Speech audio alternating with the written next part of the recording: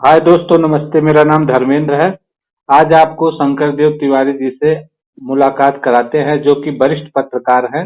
और सर अपने बारे में परिचय भी देने वाले हैं। सर, थोड़ा सा अपना परिचय आप दे दीजिए।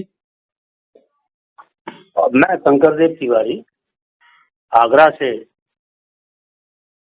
ग्रामीण पत्रकार एसोसिएशन उत्तर प्रदेश इकाई के प्रदेश उपाध्यक्ष हूँ। इसके अलावा मैं सी एक्सप्रेस और बीपीएन टाइम्स का संपादक रहा हूँ। अमर उजाला, दैनिक भास्कर भोपाल और ग्वालियर और धौलपुर में कार्यरत रहा हूँ। और आज जैसा भाई से बात हुई है, तो उसमें आगे जो चर्चा है वो बताएं क्या होता है। तो आज आज जो है माननीय मुलायम सिंह यादव के बारे में, हेलो, उन्हीं के बारे में चर्चा आज होनी है। तो आप उनके करीब में रहे हैं, आप उनके पास में रहे, उनके बारे में आपने बहुत कुछ जाना है। तो कुछ ऐसे पहलुओं पे हम चर्चा करेंगे आपसे कि जो कि मीडिया बहुत कम चर्चा करती है। तो सर कुछ बताना चाहेंगे माननीय मुलायम सिंह यादव जी के बारे में? माननीय मुलायम सिंह जी एक जमीन से जुड़े हुए आदमी, हमारे लिए एक शिक्षक और बाद में राजनेता के रूप में परिचित हुए। हमारे क्षेत्र जो कि चंबल का क्षेत्र है वहाँ, उससे जुड़ा हुआ उनका विधानसभा क्षेत्र जसवंत नगर रहा। शिक्षक थे, हमारे परिवार भी शिक्षक परिवार था, जुड़े हुए थे। कई मामलों में उनसे बातचीत होती रही। रिपोर्टिंग के दौरान जब बिहार की रिपोर्टिंग हमने की तो उस समय भी उनसे कई बार मुलाकात करने का सौभाग्य मिला।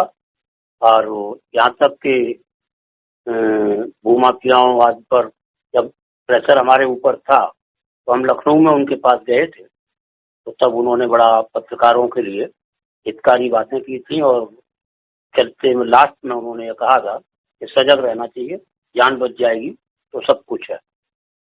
और एक मुलाकात उनसे लंबी हुई थी जब उनका उपचुनाव होना था जसवंत नगर का, और उस चुनाव में जो चुनाव रद्द हुआ था उनका, राम जन्मभूमि के बाद तहसीलदार सिंह, दस्यु सम्राट तहसीलदार सिंह से, जो कि हमारे बाढ़ क्षेत्र के ही रहने वाले थे, डाकू मान सिंह के, बागी मान सिंह के पुत्र थे तहसीलदार सिंह, उनसे उनका मुकाबला हुआ था, जो कि काफी संघर्षपूर्ण चुनाव था। और बाद में चुनाव रद्द हुआ था, जिसमें उनकी बूथ कैप्चरिंग पाई गई थी। ब्रजलाल प्रेक्षक थे जो कि डीजीपी हुए बाद में। उस समय एसपी इटावा भी पहले रह चुके थे कभी। तो वो और तहसीलदार सिंह ने मिल करके, तथा दर्शन सिंह का भी सपोर्ट मिला, और सब चीजें वहाँ चुनाव आयोग के पास पहुंची और 9:15 बजे वो चुनाव रद्द हो गया था। उसके बाद उपचुनाव में जब वो आए तो पारना से नंदराम की मढ़ैया उनका क्षेत्र था, जो हमारे बाढ़ क्षेत्र से ही होकर के जाना होता था। तो पारना, दीवान पारना के यहाँ हमारी बात हुई। करीब 1.5 घंटा साक्षात्कार हुआ, और साक्षात्कार के बीच में मुलायम सिंह को अपना टेप रिकॉर्डर चालू करवाना पड़ा। ये सब बातें रिकॉर्ड कर ली जाए। बहुत ही सुलझे हुए आदमी थे, काफी कुछ पहलवान थे, खिलाड़ी भी थे। हम लोग हमारा ये बाढ़ क्षेत्र खिलाड़ियों से भी काफी सुसज्जित रहा है। मुलायम सिंह बाढ़ क्षेत्र को और अपने क्षेत्रों को मिलाने का काफी प्रयास किया। मतलब एक प्लानर थे वो। कहना चाहिए कि वो छोटी छोटी बातों को भी शेयर कर दिया था, थोड़ा गंभीरता से लेते थे। और हमें ये लगता था कि हम पड़ोसी हैं, तो ये हमारे क्षेत्र का दूसरा प्रधानमंत्री भी बन सकता है। इस तरह ये सोच हम लोगों का होता था कि इटावा का और आगरा का सीमा जुड़ती है, तो बहुत काफी आत्मबल था उनसे। आज हम लोग तो पड़ गए। हाँ, तो सर एक किस समय की बात है जो आप बता रहे हैं? ये राम जन्मभूमि के बाद की बात है, बल्कि उससे पहले की भी बात है।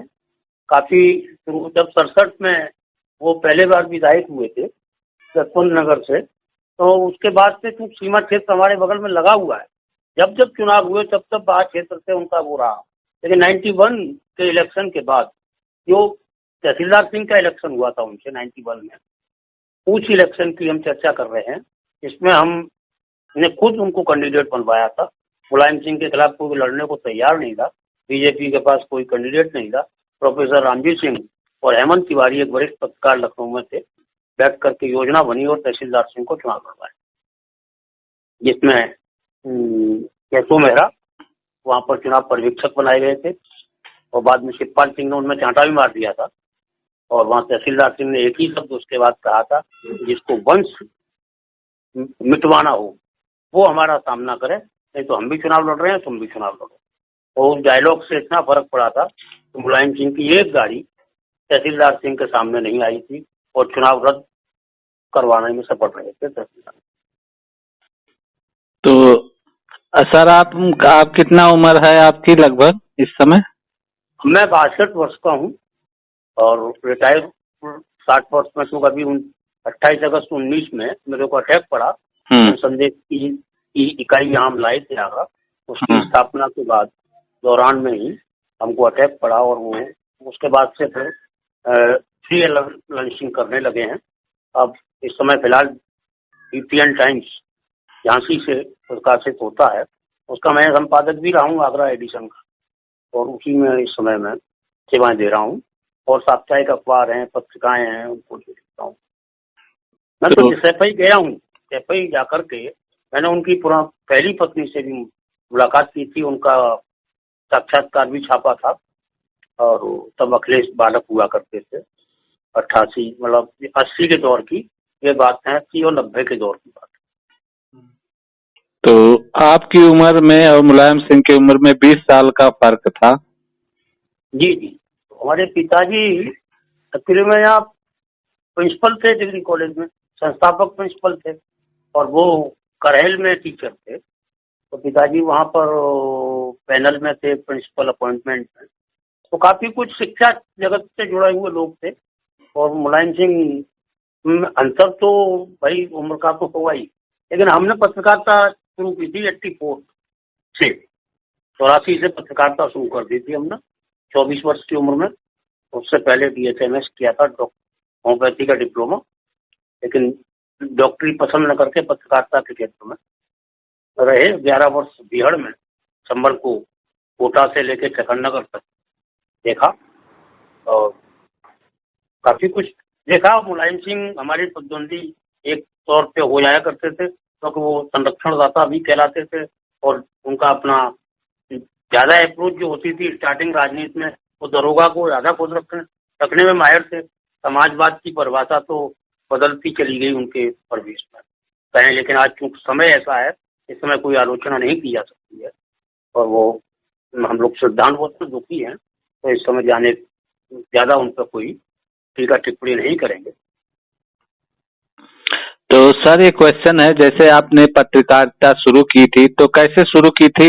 उस समय की पत्रकारिता के बारे में थोड़ा सा बताइए, क्योंकि बहुत लोग जानना चाहते हैं। सुबह 5 बजे हाँ, अखबार जहाँ उतरता था वहाँ आ जाते थे। एजेंट जो होता था जब तक नहीं आता था तब तक हम वॉकर होते थे वहाँ। बसें जो चारों दिशाओं से बस या ट्रैफिक जो भी आता था, उनसे आने वालों से हमें खबरें मिल जाया करती कि आज फलां क्षेत्र में यह घटना हो गई। हमारे जो हमने जो कार्य क्षेत्र चुना था वहाँ 9 थाना क्षेत्रों का सेंटर था। हमको बाहा तहसील में, जो कि एक रैवाइन चंबल की रैवाइन कहलाती है, चंबल घाटी कहलाती है, उस क्षेत्र से हमने पत्रकारिता शुरू की और पहली खबर हमारी पुलिस के खिलाफ थी। और शायद मरूं तो उस दिन भी मैं पुलिस के खिलाफ लिखना पसंद करूंगा, कुछ सुझाव देते हुए। पत्रकारिता में बहुत सी चुनौतियां मिली, यहाँ तक कि 11 वर्ष की सेवा के बाद एक फर्जी SC एक्ट लगा। पूरा हमारा एक्सीडेंट, हमको मारने का प्रयास किया गया भूमाफियाओं और डकैतों के लोगों ने मिलकर, लेकिन चलता रहा जीवन, कलम चलती रही, दौड़ती रही, तो हम संवाददाता से लेकर संपादक तक बने। और आज भी हम वही मिशन मान करके पत्रकारिता की, हमने किसी शगुफा में, किसी अफवाह में किसी का कंधा बन के कभी कोई काम नहीं किया। जो था वही रखा, बिना बर्तन कोई खबर नहीं दी, आधार के ऊपर ही खबर, किसी अफवाह के आधार पर नहीं। साथियों से चाहूंगा भी तो वो लोग भी बिना वर्जन कोई भी खबर नहीं छापे। तो बीहड़ की पत्रकारिता का कोई कहानी बताएंगे? बीहड़ में क्योंकि कठिन होता है आना जाना, रास्ता कैसा था उस समय का? ऐसा था, रास्ता तो थे नहीं और मैं भी कोई वाहन चलाना नहीं जानता था, तो ज्यादातर किसी के साथ जाना पड़ता था, या बीहड़ में कभी गए तो वहाँ के जो हमारे सूत्र थे वो हमारे लिए मार्गदर्शक हुआ करते, और सूत्र बनाने में बहुत त्याग करना पड़ता है। आसानी से शहर के लोग बैठे हुए ये सोचते हैं खबरें आसानी से मिल जाती हैं, लेकिन एक आदमी को तैयार करने के लिए वो हमको डकैतों से सुरक्षित रखे और हम उनको सुरक्षित रखें, और बिना किसी शोर सिफारिश के। मैं 11 वर्ष में तो बीहड़ चंबल क्षेत्र में कार्य किया, तो मैं 11 बार पुलिस थाने में नहीं गया, किसी भी थाने स्तर पर किसी भी अधिकारी से बात नहीं, किसी सिफारिश के लिए। खबरों के लिए गए, खबर पकड़ के ली और खबर को पुष्टित किया और उसके बाद उसको खबर को छापा। यहाँ तक घटनाक्रम की बात करें तो यह है कि हमें एक बार लवली पांडे रज्जन गिरोह था और हमारे संपादक शशि शेखर जी ने हमसे कहा कि लवली से हमारी बात अखबार को चाहिए। मैं बाहर क्षेत्र का था, गिरोह जालौन क्षेत्र का था, उरई क्षेत्र का था, इटावा क्षेत्र का था, वहां से भी किसी वरिष्ठ आदमी को लगाया, लेकिन उन्होंने हमारे कार्य करने के तरीकों को देखा और हमारी ड्यूटी लगाई। तो मैं वहां जब पहुंचा और मैंने जिस तरीके से अपनी फील्डिंग लगाई और उसके बाद हमें जो सफलता मिल रही थी, तो जो सज्जन थे और उनमें उनके हिसाब से हमें चलना पड़ता। तो थोड़ा टेक्निकल बातें पूछना चाह रहे हैं, इसे ऑडियो के माध्यम से या लिखित इंटरव्यू लेते थे? एक तो सोर्स बनाने में तो व्यवहारिक मुकाबले का और उनकी कहानियों का, उनके साथ क्या दुर्घटनाएं हो रही हैं, उनके साथ क्या दोगलापन किया जा रहा है, इन सब के पक्षों को हम रखते और उनसे कहते थे कि उन्हें न्याय मिलेगा। उन्हें न्याय दिलाने के लिए कोई हम उनके अंदर ये पैदा करते थे कि हम मुखबिर नहीं है, हम मुखबिरी नहीं खाएंगे, आप हमसे बेफिक्र रहिए। हमारे पास खबर ही तब आती थी जब वो लोग रोटी बना करके खा लेते थे और उसके बाद वो वहां से मूव कर जाते, उसके बाद हमारे पास खबर आती थी कि अब वो साहब गैंग वहां से मूव कर गई है, अब आप गैंग का वहां पर हलचल दिखा सकते। तो इस तरह की चीजें हमने कभी भी पूरे पत्रकारिता के जीवन में किसी सब इंस्पेक्टर को या सीईओ को या एसएसपी को या एसपीआरए को, किसी भी पुलिस अधिकारी को, बल्कि किसी नेता तक को हमने ये नहीं बताया कि कोई भी जानकारी समय से पूरी दे दी जाए। रामचंद्र भदौरिया नामक एक दरोगा था जो बाद में डकैत हुआ, उससे मेरी बात हुई। जगन जिसको के भारतवर्ष का सबसे डकैतों में चंबल रेवाइंड में जो 11 लाख का इनामी डकैत था, उससे मेरी बात हुई, लेकिन उसने मुझे 1.5 महीना खराब करना। मुझे बातचीत शुरू हुई धौलपुर से और मुझे शिवपुरी में जाकर के वो घुमाता रहा और लास्ट में बात हुई आकर के शर्मस। तो वहां हमने एक अपना कैमरा खोया। तो कैसे डर नहीं लग रहा था उन लोगों के बीच में रहना? मिशन था, जुनून था, किसी भी तरीके से एक अच्छा एक्सक्लूसिव हो हमारे पास में।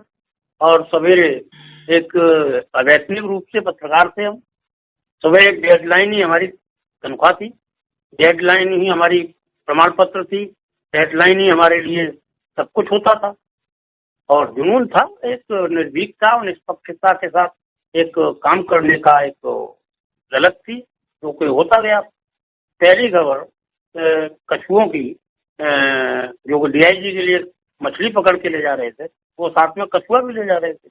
वो खबर हमने पहले दिन फ्लैश की और उसमें डीआईजी का नाम देते हुए। उसकी दूसरी खबर थी तीतर की शिकार करते हुए बलबीर सिंह बेदी जो यहाँ का डीआईजी था आगरा का।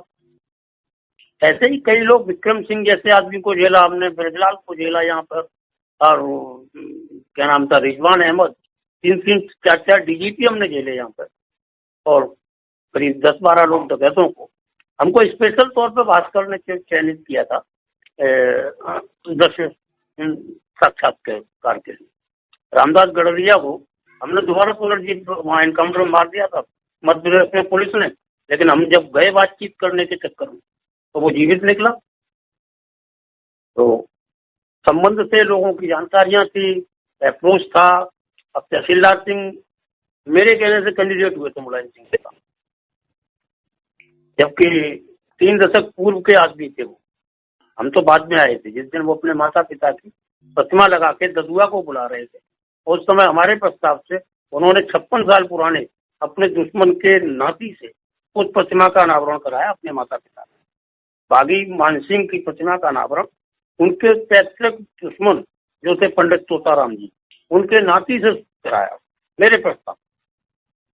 हम इतने लोगों को प्रभावित कर रहे थे। सर एक क्वेश्चन है, जैसे उस बीहड़ में, बीहड़ का जो आपने पत्रकारिता किया है, तो बीहड़ के लोगों की क्या प्रॉब्लम थी, क्यों, और जो वहाँ की जन समस्या क्या थी, कुछ बताना चाहेंगे? देखिए, एक तो चंबल में, चंबल जो है वहाँ सब समस्या मेन थी पहले रोजी रोटी की, और उसका तो मूंछ की बात कि शान, उनकी आन बान शान जो थी उसको कायम रखना चाहते थे। और क्योंकि न्याय के लिए लोगों के पास, जैसे किसी कोई विवाद हो गया, जमीन का ही विवाद हो गया, या कहीं कोई ब्याज खोड़ नहीं कुछ कर दिया, तो न्याय के लिए उनके पास साधन नहीं होते थे, काम नहीं था, तो मजबूरी में उन लोगों को बीहड़ में जाना पड़ा। पश्चिमी उत्तर प्रदेश के में भी बदमाश हैं, हमारे यहाँ से ज़्यादा बदमाश हैं, लेकिन उनके पास संसाधन है, उनके पास आय के स्रोत है। चंबल क्षेत्र में, चंबल रैवाइन में 90 तक, जब तक दस्यु समस्या रही तब तक वहाँ आय के साधन नहीं होना, संपर्क मार्ग नहीं होना, लोगों का अशिक्षित होना, क्योंकि बीहड़ क्षेत्र से लोग पढ़ने लिखने भी नहीं आ सकते थे। दूसरा, छोटी मोटी घटनाओं में पुलिस जो है उनको उत्पीड़ित करती थी, तो न्याय के लिए भी वो लोग सही व्यवस्था नहीं कर पाते थे। मजबूरी में लोग डकैत हो जाते, जंगल में चले जाते थे। कुछ लोग तो एनकाउंटर में मारे जाते थे, कुछ लोग जो राजनीतिक संरक्षण पा जाते थे वो लोग समर्पण के नाम पर बड़े नेता बन जाते थे। हालांकि समर्पण एक अपनी आज भी समस्या है, समर्पणकारियों को आज तक कोई न्याय नहीं मिला है। उनको जो आश्वासन सरकारों ने दिए थे वो पूरे नहीं हुए। और पत्रकारिता के क्षेत्र में तो कोई अलग जगह ही नहीं आज तक, इसलिए उन्हें बड़ा दिक्कत आती थी। और जहाँ तक हम लोगों में तो कोई जुनून की बात होती थी, मिशन होता था। हेलो, हाँ हाँ सुनाई दे रहा है सर, हाँ बोलिए। तो वो प्रश्न हमारा है कि वहाँ के लोगों की समस्या रास्ता और उखड़ खाबड़ जमीन, और कोई घटना घटती तो पुलिस भी सही से पहुंच नहीं पाती थी वहाँ के लोग। हाँ। पुलिस पहुंचती थी, लेकिन रास्ता नहीं, वो तो ठीक है, लेकिन सबसे बड़ा जो होता है उत्पीड़न करती थी। तो न्याय के लिए उनके पास संसाधन नहीं थे, लोगों के पास आय के कोई साधन नहीं थे, उसका मतलब फेस नहीं कर पाते थे अपने साथ हुए अन्याय का। यानी वहाँ जमीन भी सही नहीं थी, उखड़ खाबड़, बिल्कुल कोई उपयोग चना होता रहा है 90 तक। चना बेजर खाई है, बाजरा खाया है, गेहूं पे तो दर्शन नहीं हुए उस क्षेत्र। और उसके बाद अब क्या कर दिया, नई बात, समस्या पुनः हो सकती है। एक सबसे बड़ा डर कि सुप्रीम कोर्ट के आदेश से जो जलीय जातियां, जो रेत का एक सैंड का एक व्यापार बीच में आया था, वो बंद कर दिया है। अब बीहड़ क्षेत्र में जो एक कोई हंसिया भी नहीं चला सकता है, एक खुरपी लेके कोई प्रवेश नहीं कर सकता है। तो जो वहाँ पे लोग वैसे रोजगार पाने लगे थे चंबल सेंड से, वो लोग फिर पुनः चली जाती हैं। जैसे निषाद लोग जितने हैं वो पुनः फिर पलायन की ओर अग्रसर हैं। उनकी आधे से ज्यादा तो उस क्षेत्र के लोग कलकत्ता, अहमदाबाद और ये क्या नाम है तुम्हारे दिल्ली और आंध्र प्रदेश तक पे चले जाते। मुंबई ये जो है पुणे, मुंबई तो एक बात की चीज है। मुंबई तो वे लोग जाते हैं जो थोड़ा कुछ जराइम टाइप के लोग हैं, लेकिन काम के मतलब मजदूर वर्ग जो है वो इन बड़े बड़े शहरों को चुनता है। कलकत्ता है, अहमदाबाद है, हैदराबाद है, चंडीगढ़ है, जहाँ काम करते हैं। जैसे कहीं किसी ने बाग ले लिया, कहीं किसी ने कुछ और कर लिया, कोई हलवाई हो गया, तो ये काम लोगों को। अच्छा सर, एक सवाल और है, जो बीहड़ में कुछ खदानें भी तो रही होंगी, किस तरह की खदानें थी, कुछ बताएं? खदान की बात कर रहा हूँ, चंबल सेंड। हाँ। चंबल सेंड का हमारे यहाँ खदान है। खनन जो है हमारे यहाँ चंबल का रेत है, जो कि निर्माण में प्लास्टर के साथ, सीमेंट के साथ मिला के यूज किया जाता है बिल्डिंग निर्माण। हाँ। वो उसका जो खनन होता था उस पर सुप्रीम कोर्ट ने आदेश कर दिया है कि कोई भी खनन नहीं होगा। 97 में टोटली बंद कर दिया गया। 94 में मैं खुद उसका मतलब बंद कराने का कारक हूँ। मैंने सबसे ज्यादा कवरेज किया खनन का विरोध। उसमें चूंकि डकैत संरक्षण पाते थे, वहाँ डकैत वहाँ पर ही उन्हीं लोगों से मैं रह करके काम के बहाने रुके रहते थे और रात में अपनी वारदातें करते थे। मध्य प्रदेश का इधर आ जाता था और उत्तर प्रदेश का मध्य प्रदेश में चले जाते थे, तो कोई ऑपरेशन ही नहीं हो पाता था। संयुक्त पुलिस का ये हाल था कि एक दूसरे के सीमा से बस इधर से उधर धकेल दिया, उधर से इधर धकेल दिया, अपनी सीमा सुरक्षित रखी और दूसरे क्षेत्र में क्राइम करो करते रहो, कोई बात। तो पुलिसों में भी समन्वय नहीं था, पुलिस अधिकारियों में भी। यहाँ तक कि एक नेता नाम के बदमाश का जब एनकाउंटर हुआ तो उसको यूपी पुलिस के खिलाफ उन्होंने 4 मुकदमे लिख डाले। वहां पे पूछताछ करने गए, इसी बात की। एसएसपी विजय सिंह यादव था, उसने घुसने नहीं दिया आगरा के एसएसपी और डीआईजी यशपाल सिंह को और इनको ब्रजलाल को। अच्छा सर, सवाल है, जब उस समय मुलायम सिंह मुख्यमंत्री हुआ करते थे 88 के बाद, 1988 में, तो उस समय क्या बदलाव आया था बीहड़ के क्षेत्रों में? ये घटना जो बता रहा हूँ मैं, तुम यूपी पुलिस के खिलाफ मुकदमे लिखे गए थे, उस समय मुख्यमंत्री मुलायम सिंह ही थे। एक दिन पहले उन्होंने घोषित किया था 1 लाख रुपया नेता नामक डकैत पर, और मध्य प्रदेश की पुलिस ने ले जाके वहाँ ठोक दिया था।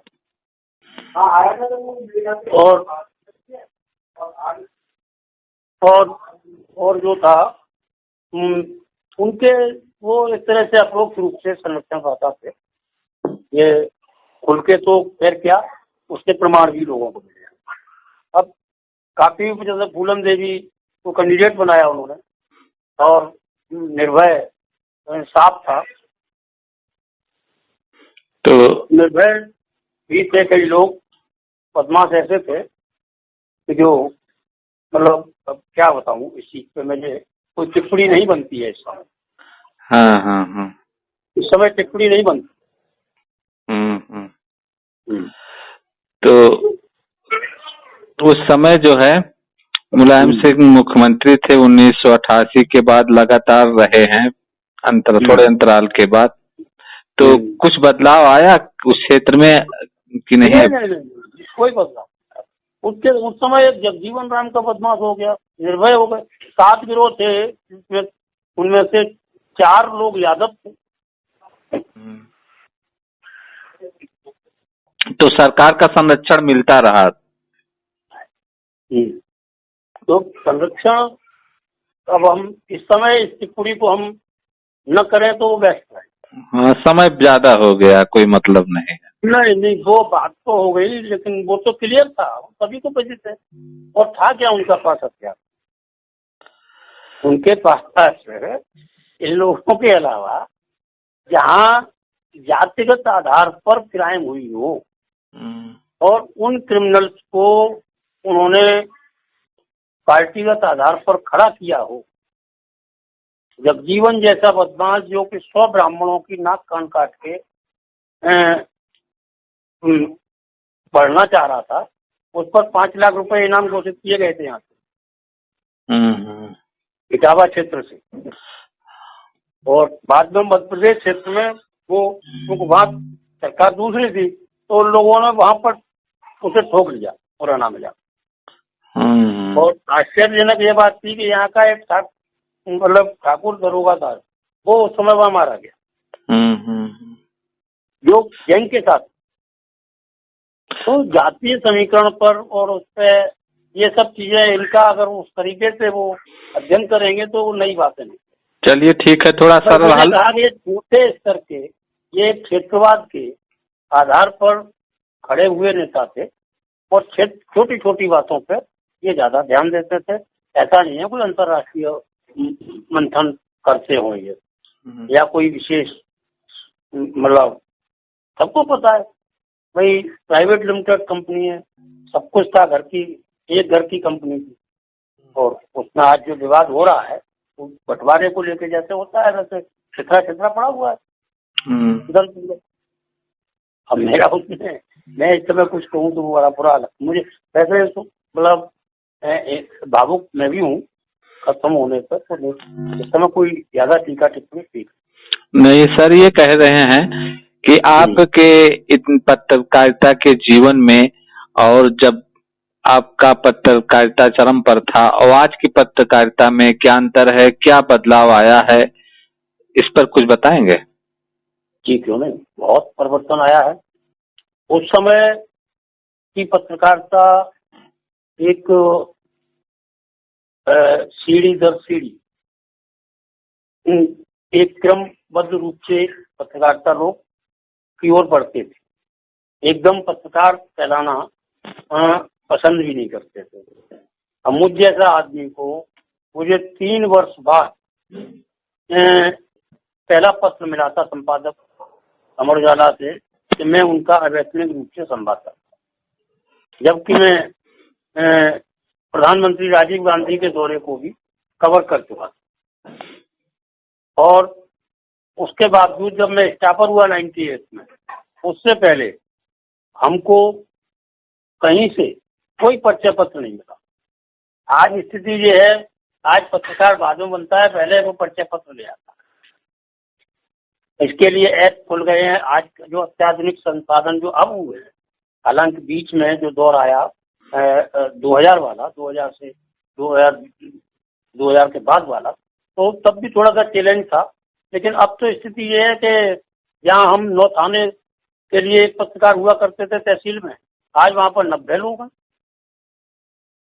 और जो सोशल मीडिया के जो कवच हैं जो मिले हैं, वो उन्हें कोई इलीगल खुल के नहीं कहता है, लेकिन वो सबसे ज्यादा मुखबरी का काम कर रहे हैं, समाज को तोड़ने का काम कर रहे हैं। क्योंकि छोटी छोटी सी बातों को लेकर के उन्हें आता जाता तो है नहीं कुछ, और उसको जो भी बोले वो ये कहते हैं ये मेरी खबर है, जबकि बेसलेस सब भी चीजें चलती हैं। जो भी चीज मिल गई उनको उन्होंने लिख दिया, वो सब उस पर बहस करो। जबकि बहुत सी चीजें पहले पंचायत स्तर पर भी कुछ सुझाव देने से भी कुछ समस्याएं हल हो जाया करती। आज तो वन साइडेड है सब कुछ खेल। कोई रचनात्मक सहयोग या सकारात्मक रुख अपना नहीं सकता है। केवल जो करेगा वो मानवर्धन अपना कराएगा। यानी आपका कहने का मतलब है जो सरकारी क्षेत्र की पत्रकारिता है और जो सोशल मीडिया की पत्रकारिता है, गिरावट ही आया है, सुधार नहीं हुआ है। बिल्कुल, वो तो कोई अपने उनके अंदर आत्मविश्वास है ही नहीं। वो दूसरों के भर चल रहे हैं, दूसरों के कंधे बने हुए हैं, दूसरों की व्यवस्था से चल रहे हैं। दूसरा व्यवसायिकरण जो हो गया है। अब जो पहले संपादक हमसे कहता था भाई डीएम के यहाँ से ये काम करके ला, आज क्या है कि मालिक हमसे कहता है अरे तुम्हें डीएम के यहाँ नहीं जाना है, उस खबर पे बिल्कुल नहीं बात करनी। स्थिति ये होती है। अगर हम अभी फोन करके पूछें साहब कितना नुकसान हो गया दृष्टि से, जो 4 दिन से पानी पड़ रहा है, तो डीएम यूँ कहेगा आप अपने संपादक से बात करो, उन्हें हमने बता दिया। कितना परिवर्तन आया। आज आत्म परिचय जो संवाददाता का होता था, पत्रकार का, वो सब खत्म हो चुका है। तो हमारा ये अगला सवाल है आपसे, लंबी बात हो गई धीरे धीरे करके।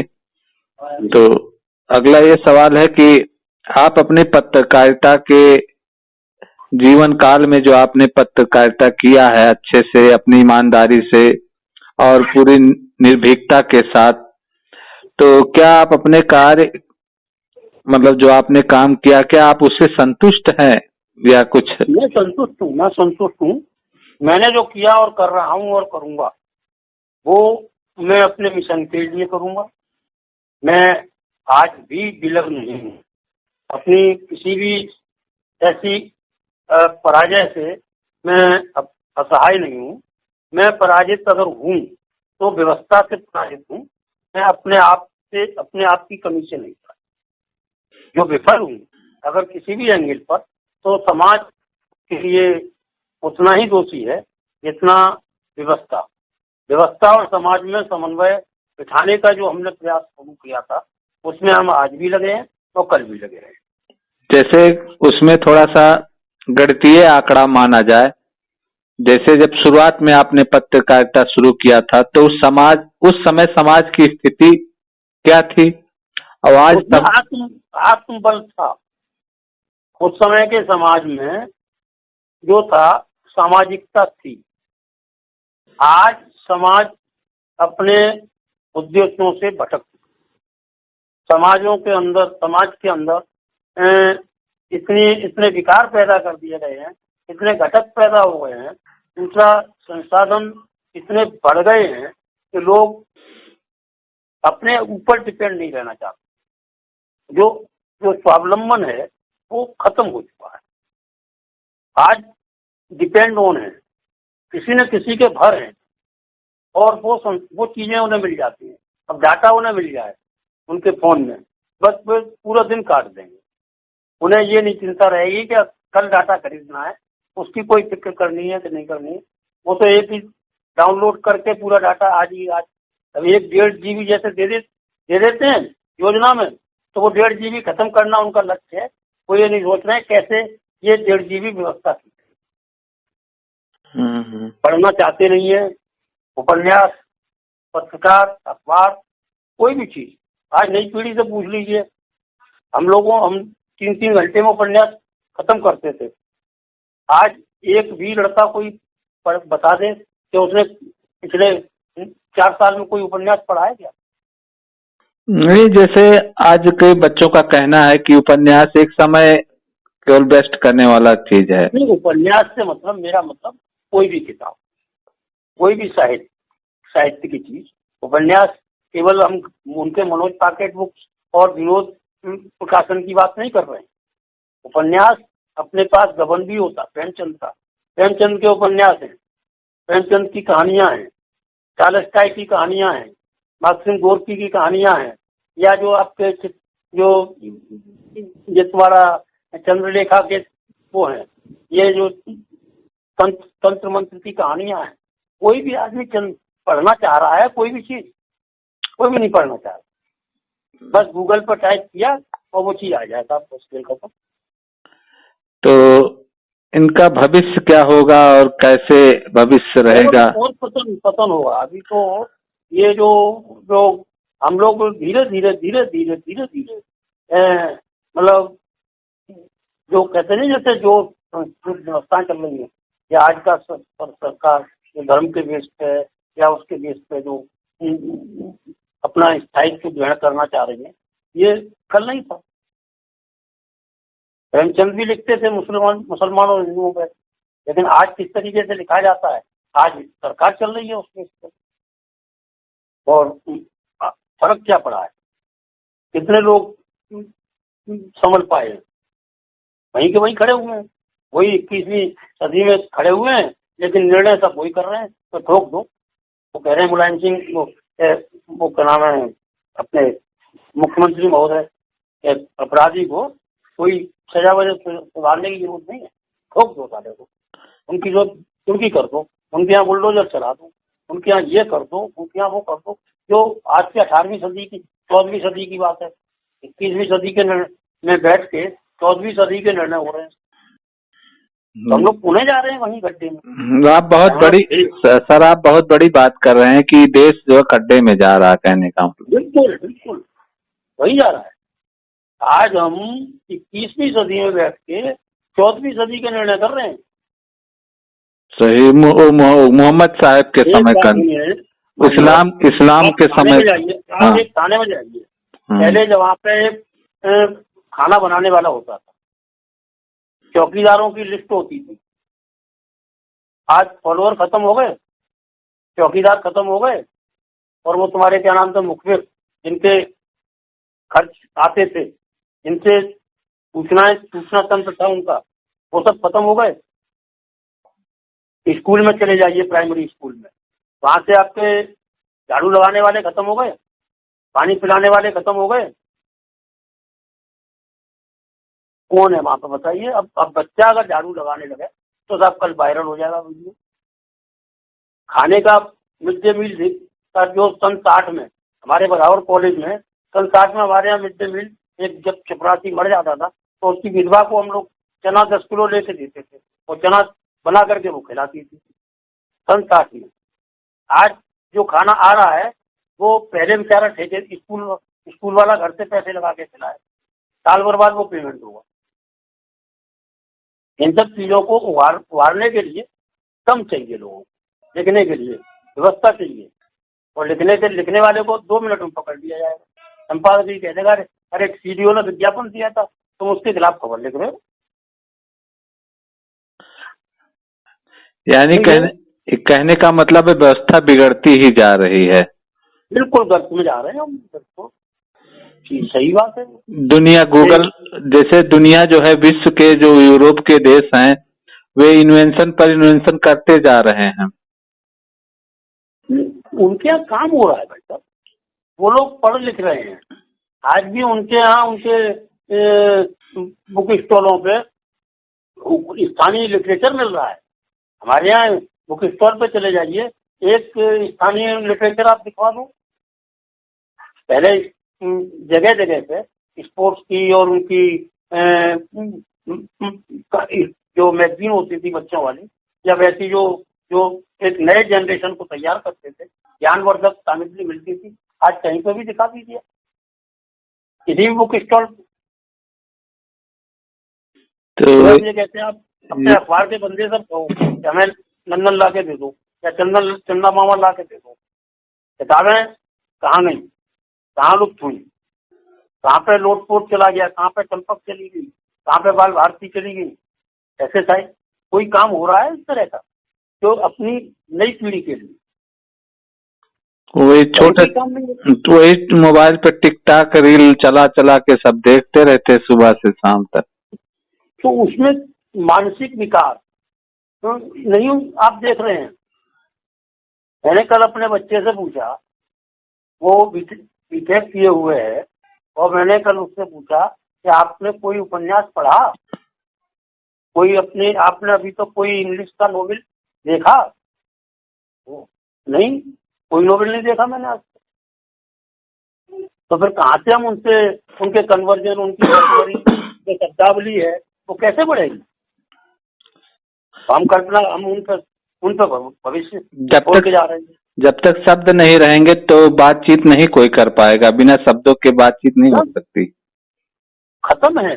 आदमी गूगल से पूछता है भाई संसद की पार्लियामेंट को तो जानता है, उससे कह दो संसद नहीं पता है क्या होती है। बहुत छोटी छोटी चीजें नहीं जानेंगे तो काफी दिक्कत होने लगेगी। यही तो मैं कह रहा हूँ। हम लोगों के माता पिता ये कहते थे प्रतिदिन 5 शब्द नए हमें याद करके दिखाओ, सुनाओ। आज हम अपने बच्चे से कहें 5 शब्द नए, अरे थोड़ा इधर से उधर 2 मिनट बाद बात हो जाती है लोगों की। छोटे छोटे बच्चे हमसे फास्ट दौड़ते हैं गूगल पे, वो कहते देखो बाबा तो पीछे रह गए, तो हम गूगल पे दौड़ रहे हैं इसका नेट पे। अरे गूगल आपका होता तब भी ठीक था। हाँ जैसे आप वो भी तो है, हम कहाँ, वो तो फिलअप वो कर रहे हैं। जैसे वो यूरोप के लोगों का गूगल है, यूट्यूब है, आपका नहीं है। कोई थोड़ा हमारे रिकॉर्ड कितने हैं? अब ये किसी को पता ही नहीं है कि जो चीज हमने डाल दी उसमें हमने गलत लिख दी। ऐसे हम 20 उदाहरण दे रहे हैं कि जिनकी 20 जो जानकारियां हैं वो टोटली गलत अपलोड है। अभी इंटरनेट पे अभी जो आप बता रहे गलत की बात, अभी कोई भी न्यूज सही से देखा जाए तो आधा गलत मिलता, ज्यादा गलत ही मिलता। यूट्यूब, फेसबुक और जो गूगल पर सब जगह गलत ज्यादा मिलता, सही बहुत मेहनत के बाद मिलता है। हाँ वही तो है, और है सब बच्चे जो है सोचते हैं तो दुख है, इसी बात का दुख है। हम विकास के नाम पर ठगे जा रहे हैं। अब जैसे आपकी बातचीत है, आप इतना अच्छी अच्छी बातें कर रहे हैं, अभी डाला जाएगा इंटरनेट पर, बहुत कम लोग देखेंगे ये सब चीजें। और जो है तो आज भी देखेंगे, कल देखेंगे, कभी हाँ, न कभी तो इन चीजों को याद करेंगे। हम तो एक ही चीज जानते हैं, हमने आज तक कोई न तो रिकॉर्ड रखा है, ना हमने कभी किसी भी लाला से वेतन तय किया 40 वर्षों में, और ना हमने कभी अपेक्षा की है तो कोई हमारी प्रशंसा किसी भी तरीके से जो है, ये सब स्पष्ट है। तो इस समय जो है कुल मिला करके भारत फिर विश्व के लोगों के द्वारा गुलाम बन जाएगा। अपने हम बिल्कुल अपने मातहत लोगों के गुलाम हैं। नहीं, लोग हमारे मातहत हुआ करते थे, वो लोग हमारे ऊपर शासन करेंगे। हम यही कर रहे हैं। हम कालिदास और सूरदास को नमन इसी रूप में कर पाएंगे। ऐसे नहीं याद करते हम उन्हें, उनके अच्छे कामों को, केवल यही बस वो डाली में बैठ के उन्होंने काटी डाली, तो बस इसलिए सूरदास उनको कालिदास को जानते हैं। उन्हें वैसे तो वो सूरदास जी केवल गुणगान कर सकते थे, देखते कुछ नहीं थे। ऐसे उदाहरण दे करके लोग अपने आप को तसल्ली दे लेते। लेकिन कोई जो अब सुधार गृह खुले, जेल, ये सब चीजें हुई, आज कौन मान रहा है? कौन कोर्ट को मान्यता दे रहा है? सुप्रीम कोर्ट, जहाँ सुप्रीम कोर्ट को मानना चाहिए उस जगह नहीं माना जाएगा, जहाँ नहीं मानना चाहिए वहाँ तुरंत जहाँ धंधा हो जाता है। अब उन्होंने 500 मीटर तक ताजमहल के चारों तरफ ये कह दिया कि यहाँ पे सब कोई व्यापार नहीं होगा, कोई बिजनेस नहीं करेगा, तो पुलिस सक्रिय हो गई। उन 500 मीटर के दायरे में तुरंत लोगों ने लिस्ट बना डाली 50,000 लोगों को बेरोजगार करने के लिए। इसके लिए सुप्रीम कोर्ट के लिए सही हो रहा है। और सुप्रीम कोर्ट ने कहा सिगरेट मत पियो, ये शराब मत पियो, तो उसके लिए सक्रिय नहीं हो रही है। उसमें तो उल्टा उनसे धंधा हो रहा है। बस ये संदेश चलवा दिया ऊपर, ये स्वास्थ्य के लिए हानिकारक है, खूब पियो, खूब बेचो, खूब खाओ। स्कूल के बगल में, मंदिर के बगल में शराब की दुकानें खुली हुई, क्या हो रहा है? नहीं, जैसे यहाँ के जो देश के हुक्मरान हैं, जो सत्ता है, सत्ता जिसके हाथ में है, उन लोगों को पता नहीं है कि ये जो है देश जो है हम गुलाम नहीं बना रहे हैं। जैसे आपकी बातों से स्पष्ट हो रहा है कि जो यूरोप है, अंग्रेज हैं, वे दोबारा गुलाम हम लोगों को बना रहे हैं। बिल्कुल बिल्कुल, हमको मानसिक रूप से विकृत कर रहे हैं। ऐसे ऐसे सहयोग करके, सहयोग के नाम पर ये हमको असहाय बना रहे हैं। हाँ, विकलांग कर दे रहे हैं। बिल्कुल। तो और सत्ता वालों को लग रहा कि थोड़ी मलाई हम खा रहे हैं, जो सत्ता में थोड़ा सा है, जो शासक वर्ग हो जाता। देखो भाई साहब, एक चीज कहूँगा मैं, कि उन्हें यही नहीं पता है कि समाज सेवा और सरकार में क्या फर्क है। सरकार को चलाने के लिए उन्हें टैक्स लगाने में कोई